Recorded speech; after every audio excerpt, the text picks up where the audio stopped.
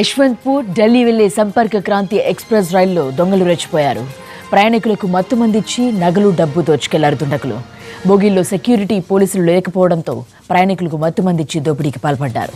Kazipet railway పోలీసులకు బాధిత ప్రయాణికులు ఫిర్యాదు చేశారు.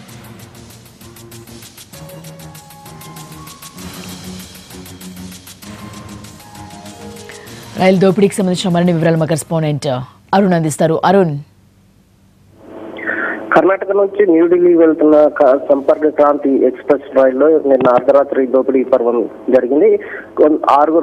కర్ణాటకలో ఎక్కినటువంటి 6 ప్రయాణికులను జనరల్ బోగిలో ఉన్నటువంటి తోటి ప్రయాణికులు వాళ్ళకు బిస్కెట్లలో కూల్ డ్రింక్లలో మత్తుమంది ఇచ్చి వారి దగ్గర నుంచి సెల్ ఫోన్లు, బంగారం అలాగే కొంత నగదును దోచుకున్నట్టుగా సమాచారం ఉంటుంది. వాళ్ళు కాచిగూడ పోలీస్ స్టేషన్ కు రైల్వే స్టేషన్ కు వచ్చేటప్పటికి వాళ్ళు ఈ దోపిడీకి గురైనట్టుగా గుర్తించారు. పక్కన కూర్చున్నటువంటి ప్రయాణికులు వీళ్ళు మత్తులో పూర్తిగా పడిపోవడాన్ని గుర్తించినటువంటి కాచిగూడ దిగినటువంటి కొంతమంది ప్రయాణికులు అక్కడ పోలీసులకు సమాచారం ఇచ్చారు. అప్పటికే ట్రైన్ మూవ్ అవడం వల్ల కాచిపేట పోలీసులకు సమాచారం అందించారు.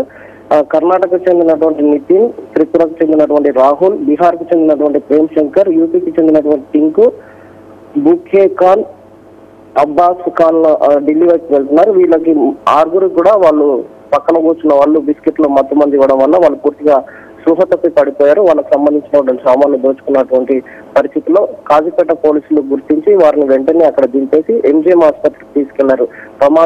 ప్రాణాలకు ముప్పు లేకుండా వాళ్ళకు చికిత్స అందించడం జరిగింది. ప్రస్తుతం వాళ్ళు ఎంజిఎం లో చికిత్స పొందుతున్నారు. 6 పరిస్థితి కూడా ఆరోగ్యం నిలకడగానే ఉంది. కానీ వాళ్ళు వాళ్ళ దగ్గర ఉన్నటువంటి ఎంత దోపిడీ జరిగిందనేది ఇప్పుడప్పుడే అంచనా వేయలేని పరిస్థితి ఉంది. వాళ్ళు పూర్తిగా తేరుకున్నాక జరిగిన దోపిడీ ఎక్కడ జరిగింది, ఎలా జరిగింది అనే దాని మీద వారు తేరుకున్న తర్వాత తెలుసుకోవడం సాధ్యమవుతుంది అనేది రైల్వే పోలీసులు చెప్తున్నారు.